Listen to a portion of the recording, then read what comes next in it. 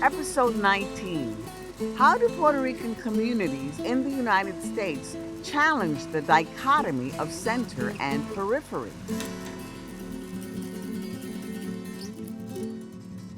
Any decolonization effort begins with an understanding of how systems and institutions of power function. It involves challenging these centralized systems by focusing on and providing resources to the communities whose voices have been silenced by those in power. These power dynamics have significantly shaped the world we know today. At the center are nations that dominate and influence economies, politics, and cultural norms, while the periphery consists of underdeveloped nations that rely on wealthier countries. Since the 1980s, the center-periphery debate has suggested that underdeveloped countries are trapped in a cycle of dependency created by developed nations. However, some scholars argue that this center-periphery framework oversimplifies the complex relationships and dynamics at play.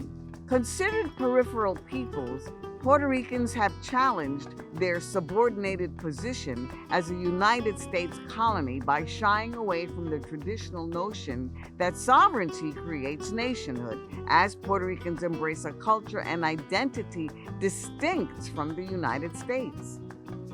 Moreover, through the back and forth flows of people, ideas, and artistic expressions, Puerto Ricans have also reshaped cultural and economic connections between the center and periphery.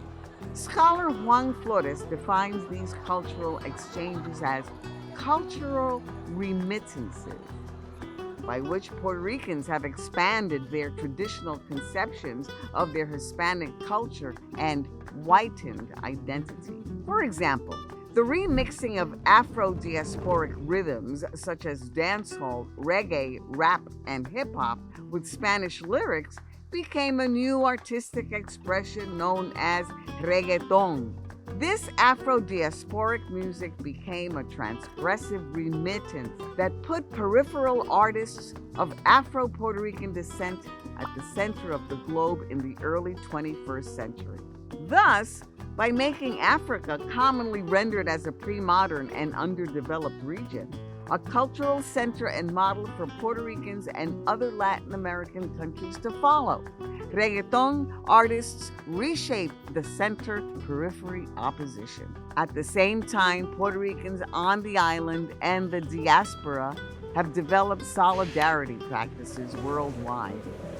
After publicly denouncing their marginalization and mistreatment by the local and federal governments in the aftermath of Hurricane Irma and Maria in 2017, thousands of Puerto Ricans from all parts of the world organized relief efforts, sending food, medical aid, and rescue support to the island, which ultimately saved thousands of lives while opening a deep conversation and discussion of possible solutions to Puerto Rico's coloniality, economic dependency, and to climate change.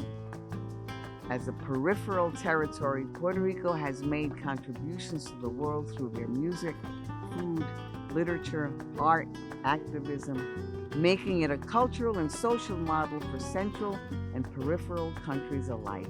In this way, Puerto Rico has become an excellent example of how the cultural and historical input of the peripheries have helped challenge the inequalities naturalized by the center-periphery dichotomy.